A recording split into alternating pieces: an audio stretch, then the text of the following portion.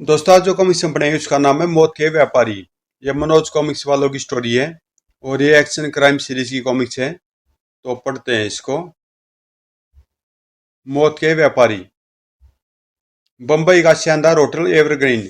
जो जो शाम ढलती जाती थी इस होटल के रंगीनों को चार चांद लगते जाते थे। मामूली आदमी तो इस होटल के सामने से गुजरने की हिम्मत भी नहीं करता था। बम्बई का सबसे महंगा होटल था एवरग्रीन। आज इस होटल में और भी रौनक थी। आज यहाँ एक खास प्रोग्राम था। लंदन की मशहूर कैबरे डांसर मिस हेलन का आज यहाँ कैबरे शो था।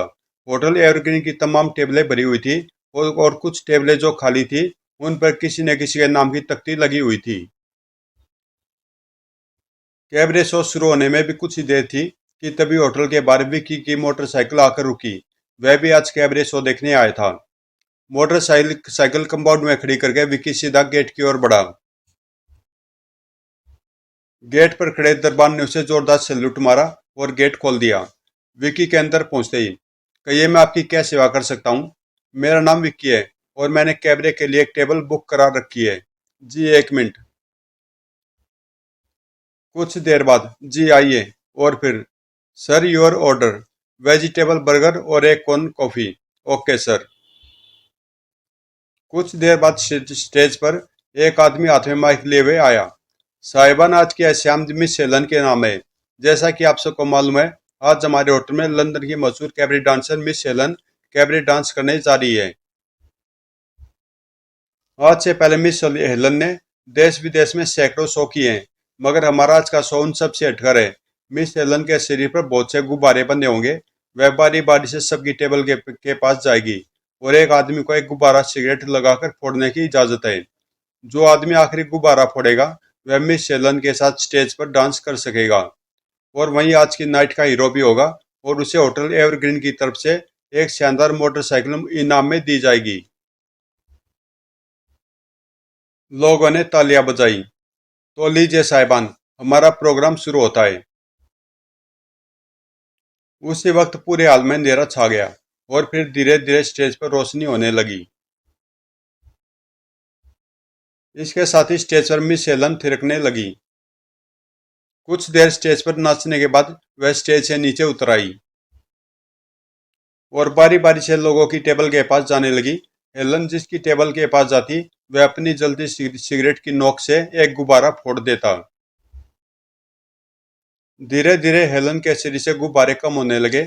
विक्की यह सारा नजारा बहुत ध्यान से देख रहा था और उसे बहुत मजा भी आ रहा था। हेलन के शरीर पर तीन गुब्बारे रह गए थे। वह नाचती हुई विक्की की टेबल के पास आ रही थी। दो गुब्बारे और फूट चुके थे। अब हेलन के शरीर पर एक गुब्बारा था। इस गुब्बारे को विक्की फोड़ना चाहता था, इसलिए उसने अपनी सिगरेट सुलगा ली थी। और जैसे हेलन विक्की की टेबल के पास आई, विक्की ने अपनी सिगरेट की नोक से वह आखिरी गुब्बारा भी फोड़ दिया। उसी पल पूरे हाल में अंधेरा छा गया और धौएं धौएं पूरे हाल में चीख पुकार मच गई। कुछ देर बाद जब हॉल में रोशनी आई तो विक्की ने देखा, ओह खून। विक्की ने हत्यारे को ढूंढने के उद्देश्य से फौरन हॉल में नजर दौड़ाई, मगर उसे कोई भी संदिग्ध व्यक्ति नजर नहीं आया। सभी हैरानी से लाश को देख रहे थे। तभी होटल का मैनेजर दौड़ा दौड़ा वहां आया। है यह क्या? कत्ल? मिस एलन कहाँ है? जी अभी तो यही थी। यही थी तो फिर कहाँ गई? यह कत्ल किसने किया? फौरन पुलिस को फोन करो। कोई भी आदमी होटल से बाहर नहीं जाएगा। दरबान से कहो गेट बंद कर दे। जी साहब। उसी पल विक्की चौंका। उसने देखा कि उससे कुछ ही दूर टाइगर खड़ा था। विक्की टाइगर को अच्छी तरह पहचानता था। टाइगर एक खतरनाक मुजरिम था। ऐसे मौके पर टाइगर का होना विक्की को दाल में कुछ काला लग रहा था। कुछ क्षणों पहले तो यह यहाँ नहीं था, फिर पर अब कुछ ही देर में पुलिस आ गई। पुलिस ने स्थिति की जांच की और एक एक आदमी की तलाशी लेकर होटल से बाहर भेजने लगी। विक्की को टाइगर पर शक था, इसलिए जैसे टाइगर हॉल से बाहर निकला, टाइगर कंपाउंड में गया और अपनी कार में सवार हो फौरन वहां से चल दिया। विक्की ने भी फौरन अपनी मोटरसाइकिल स्टार्ट की और उसका पीछा करने लगा। कुछ देर सड़कों पर घूमने के बाद टाइगर की कार एक विशाल कोठी के अंदर दाखिल होगी। विक्की ने भी अपनी मोटरसाइकिल कोठी से कुछ दूर रोक ली। गेट पर एक दरबान बंदूक लिए पहरा दे रहा था। विक्की घूमकर कोठी के पीछे पहुंचा और फिर वह सावधानी से अंदर हॉल तक पहुंचा। अंदर हॉल का दृश्य देखकर विक्की के समझ में सारी बात आ गई। तो तुम आसानी से नहीं बताओगी कि वह फिल्म कहाँ है? मैं किसी फिल्म के बारे में नहीं जानती। जानती तो तुम सब कुछ हो मिस एलन। सप्रोला की आंखें कभी धोखा नहीं खा सकती। मैंने अपनी आंखों से तुम होटल के हॉल में उस आदमी के हाथ से कुछ लेते हुए देखा है। और मैं दावे के साथ कह सकता हूँ कि वह वही फिल्म थी जिसे जिसे लेने के लिए तुम हिंदुस्तान आई हो। बताओ वह फिल्म कहाँ है जिसमें तुम्हारे प्रेमी माइकल ने दुनिया के तमाम अपराधी और इंटरनेशनल मुजरिमों के तमाम अड्डों और ठिकानों को कैद कर लिया है।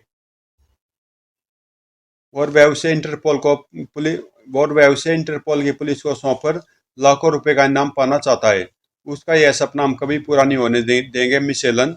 और हम ये अच्छी तरह जानते हैं कि तुम कैबरे डांसर सिर्फ दिखावे की हो। असल में तुम ब्रिटेन की सीक्रेट सर्विस की एक जासूस हो। हमारी नज़र से कुछ नहीं छुपाए मिस एलन। तुम्हारी भलाई इसी में है कि चुपचाप वह फिल्म हमारे हवाले कर दो। इसका मतलब है कि सप्रोला को सारी सच्चाई मालूम है, मगर फिर भी तब तक सब कुछ छुपाना चाहिए जब तक छुप सके। क्या सोचने लगे मिस एलन? क्या भी तुम्हें सच्चाई से इनकार है? हाँ, मेरी समझ में नहीं आ रहा कि तुम क्या कह रहे हो। अभी सब कुछ तुम्हारी समझ में आ जाएगा। इसकी तलाशी लो। अभी भी वह फिल्म इसके पास होगी। Yes boss. और वह एलन की तलाशी लेने लगे। विक्की एक दरवाजे के पीछे खड़ा सब कुछ सुन देख और सोच रहा था। अगर कथित फिल्म सप्रुला के हाथ लग गई तो इंटरपोल पुलिस के हाथ से बहुत बड़ा सबूत निकल जाएगा। फौरन कुछ करना चाहिए। उधर कमरे में, बॉस, ये रही वह फिल्म। हा हा हा। मैंने कहा था ना मिस एलन कि सप्रोला की आंखें कभी धोखा नहीं खा सकती। अब मैं दिखाऊंगा कि इस फिल्म से कैसे नोट कमाए जाते हैं। मैं दुनिया के उन तमाम अपराधियों को इकट्ठा इकट्ठा करूंगा जिनकी तस्वीर इस फिल्म में कैद है, और उनसे मुंह मांगी कीमत वसूल करूंगा। लेकिन तभी मैं तुम्हारा यह सपना कभी पूरा नहीं होने दूंगा। कौन हो तुम और अंदर कैसे आई? विक्की के लिए कहीं भी पहुंचना कोई मुश्किल काम नहीं है मिस सप्रोला। बंदे को विक्की कहते हैं। और मैं तुम जैसे देश के दुश्मनों का दुश्मन हूँ। पकड़ लो इसे और छलनी कर दो। तुम जैसे बहुत से विक्की सप्रोला की जेब में पड़े रहते हैं। और जैसे सप्रोला के आदमी विक्की की ओर बढ़े, मगर सप्रोला ने उससे भी ज्यादा फुर्ती दिखाई। उसने फौरन अपनी कुर्सी में लगा एक बटन दबाया। और इससे पहले ही विक्की उसे पकड़ पाता, सप्रोला कुर्सी समेत जमीन में धंस गया। तभी मगर विक्की ने अपने शरीर को एक तेज झटका दिया और विक्की उस स्थान पर जाना चाहता था जहां अभी अभी सप्रोला गुम हुआ था। मगर तभी दो आदमी विक्की पर झपटे। विक्की ने एक पेट में गुस्सा मारा और एक को खतरनाक किक। दोनों दूर जा गिरे। और फिर विक्की सप्रोला के आदमियों से उलझ गया। इतने में टाइगर भी वहां से खिसक लिया। कुछ ही देर में विक्की ने सबको मार गिराया और हेलन को लेकर फौरन उस कोठी से बाहर निकल आया। अभी उसे बाहर आए 2 मिनट ही हुए थे कि धड़ाक। मैं जानता था कि वह यही करेगा। फिल्म उसके हाथ लग गई है। अब वह अपने पीछे कोई सबूत नहीं छोड़ना चाहता। खैर, अब तुम मेरे साथ आओ। और दोनों वहां से चल दिए। विक्की वहां से सीधा अपनी कोठी पहुंचा। यह वही कोठी थी जिसमें विक्की अपने गुरु बर्गेंचा के साथ आया था। जापान से लौटने के बाद मिस्टर बर्गेंचा यह कोठी विक्की को सौंपकर कहीं चले गए थे।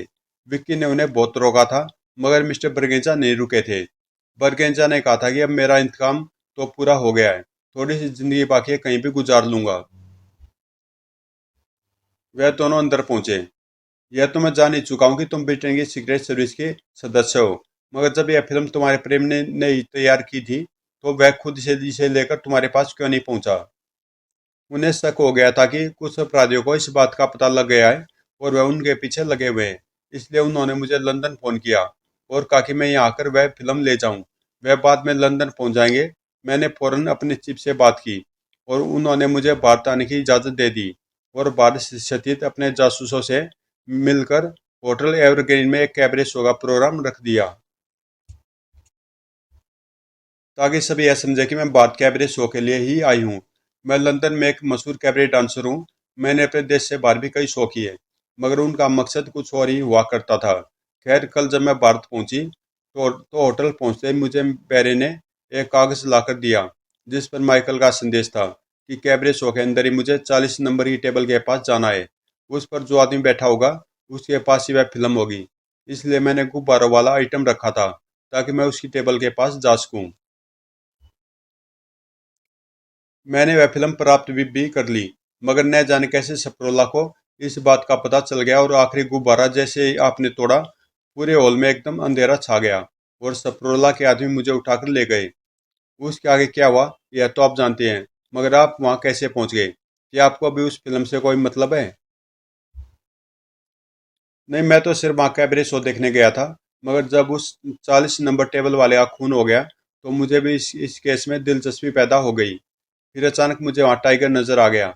मैं समझ गया कि टाइगर का उस खून और तुम्हारे अपहरण से जरूर कोई ताल्लुक है।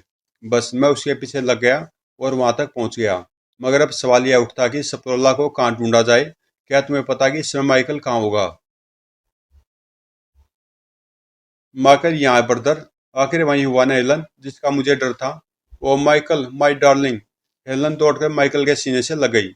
मगर तुम यहाँ तक कैसे पहुंचे? मैं तुमसे दूर ही कब हुआ था मिस्टर विक्की? मैं भी कैबरे हॉल में एक बूढ़े के बेस में बैठा था। जब तलाशी देकर तुम वहां से निकले तो मैं सब समझ गया कि तुम्हारे हाथ जरूर कोई सुराग लग गया है, क्योंकि तुम टाइगर को कुछ इस तरह घूर रहे थे जैसे तुम्हें उस पर कोई शक हो। बस मैं फौरन उसकी कार की डिक्की में छुप गया। सपरोला के अड्डे पर पहुंचकर तुम पिछली दीवार कूदकर अड्डे के अंदर पहुंच गए, लेकिन मैं काफी देर तक अंदर पहुंचने की तरकीब सोचता रहा। काफी ढूंढने पर मुझे एक नीची दीवार दिखाई दी और मैं उसे फांदकर अंदर पहुंच गया। अंदर पहुंचकर अभी मैं आगे बढ़ने की सोच ही रहा था कि मुझे भागते कदमों की आवाज सुनाई दी। मैं फौरन कार की डिक्की में छुप गया। तभी वहां सपरोला आया और कार में बैठकर वहां से भागा। मैं सपरोला को पहचानता था, इसलिए मैं उसी कार में छुप गया था, यह देखने के लिए कि वह कहाँ जाता है। वहां से वह सीधा होटल डिंग डोंग में पहुंचा। वहां उसने पहले से एक कमरा बुक करवा रखा था। वह सीधा अपने कमरे में पहुंचा ही मैं उसके पीछे ही था। कमरे में पहुंचकर उसने फौरन फोन पर हांगकांग के लिए एक सीट बुक कराई और अब कल सुबह 5 बजे की फ्लाइट से वह हांगकांग जा रहा है। विक्की ने फौरन अपनी घड़ी देखी। अभी 12 बजे हैं, इसका मतलब यह है कि कम से कम वह 3 बजे कमरा छोड़ेगा। हमें हमें अभी चलकर उसे दबोच लेना चाहिए। जी हाँ, मैं आपकी बात से सहमत हूँ, तो फिर चलो। और वे तीनों विक्की की मोटरसाइकिल पर बैठे होटल डिंग डोंग पहुंच गए। मोटरसाइकिल कंपाउंड में खड़ी करके वह सपरोला के कमरे के आगे पहुंचे। विक्की ने दरवाजे पर दस्तक दी, मगर दरवाजा नहीं खुला। विक्की ने पुनः दरवाजा खटखटाया, मगर दरवाजा फिर भी नहीं खुला। हार कर माइकल ने दरवाजे को हल्का सा धक्का दिया। दरवाजा तुरंत अंदर की तरफ खुलता चला गया। वे फौरन अंदर पहुंच गए, मगर अंदर कोई नहीं था। उन लोगों ने पूरा कमरा छान मारा, मगर सपरोला कहीं नहीं मिला। मेरे ख्याल से तो वह निकल गया है। हमें काउंटर से पता करना चाहिए कि उसे गए हुए कितनी देर हुई है। हाँ चलो। काउंटर पर पहुंचकर कमरा नंबर 220 में जो सपरोला ठहरे हुए थे, उन्हें कमरा खाली किए हुए कितनी देर हुई है? काउंटर गर्ल ने रजिस्टर देखकर बताया। जी, कमरा नंबर 210 में जो तो मिस्टर जेम्स ठहरे हैं और उन्होंने अभी कमरा खाली नहीं किया है। विक्की समझ गया कि सपरोला यहाँ जेम्स के नाम से ठहरा हुआ था और वह बिना बताए यहाँ से भाग गया है। हमें फौरन एयरपोर्ट चलना चाहिए। हो सकता है सपरोला हमें वहाँ मिल जाए। हाँ चलो। वह फौरन एयरपोर्ट पहुंच गए। उन्होंने सपरोला को वहां बहुत ढूंढा, लेकिन सपरोला की परछाई तक उसके हाथ नहीं लगी। जब 5 बजे की फ्लाइट हांगकांग के लिए उड़ गई तो एक छोटे से बच्चे ने कागज लाकर विक्की को दिया। विक्की ने कागज खोलकर पढ़ा।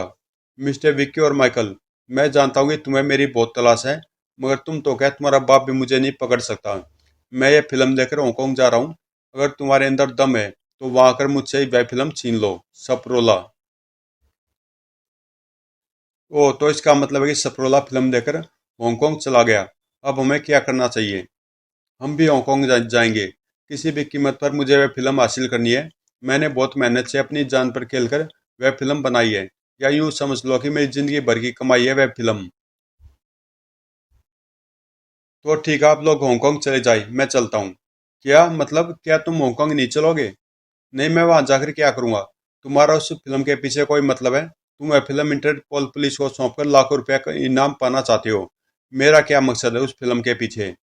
क्यों, क्या तुम्हारे देश के मुजरिमों की तस्वीर नहीं है उसमें? जरा सोचो, अगर वह फिल्म इंटरपोल के हाथ लग जाएगी तो क्या वह भारत को उनके अपराधियों के बारे में नहीं बताएगी? क्या तुम्हारे देश के दुश्मन खत्म नहीं होंगे?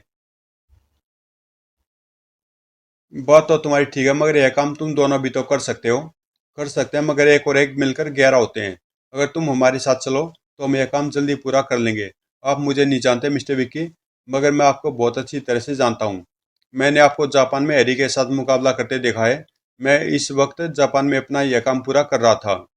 यह बात तो आपकी ठीक है, मगर मगर वगर कुछ नहीं मिस्टर विक्की। आपको हमारे साथ चलना ही होगा। आपके आने जाने का सारा खर्चा हम उठाएंगे, और आप किसी बात की चिंता मत कीजिए। जी, ऐसी बात तो कोई नहीं है, मगर अगर आपको मेरी वास्तव में ज़रूरत है तो मैं तैयार हूँ। तो ठीक है, मैं कल की फ़्लाइट की सीटें बुक करा देता हूँ। और अगले दिन वह हांगकांग के लिए उठ चले। वहां पहुंचकर वह एक होटल में ठहरे और आपस में विचार विमर्श करने लगे। हमें सप्रोला को कहाँ ढूंढना चाहिए? जहाँ तक मेरा ख्याल, टोनी को उसके बारे में पता होगा। यह टोनी कौन है? बस यह समझ लो कि टोनी यहाँ की पुलिस का नाम है। शायद ही कोई अपराधी ऐसा होगा जो उसकी नज़र से बच सके। पूरे हांगकांग में उसका राज चलता है। उसे सप्रोला के बारे में जरूर पता होगा। हेलन, तुम यहीं ठहरो, मैं और विक्की टोनी के पास होकर आते हैं। ठीक है। 12 कर उन्होंने उन्होंने एक टैक्सी किराए पर ली और टोनी के बंगले की ओर चल दिए। टोनी, हमें कहाँ मिलेगा? इस वक्त वह अपने बंगले पर होगा। बहुत अजीब सा बंगला उसका। कोई भी उस बंगले के किसी भी भाग पर कदम रखता है तो उसे खबर हो जाती है। और भी बहुत सी विशेषताएं हैं उस बंगले में। वहां चलकर देखना। थोड़ी देर बाद यही है टोनी का बंगला।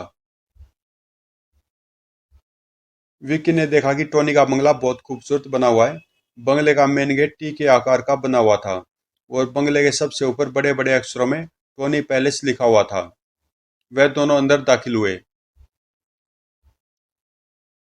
मगर जैसे उन्होंने हॉल में कदम रखा, एकदम से 4 बंदूकधारियों ने उन्हें कवर कर लिया। मगर तभी, welcome mister Michael, welcome. Tony palace में टोनी आपका स्वागत करता है।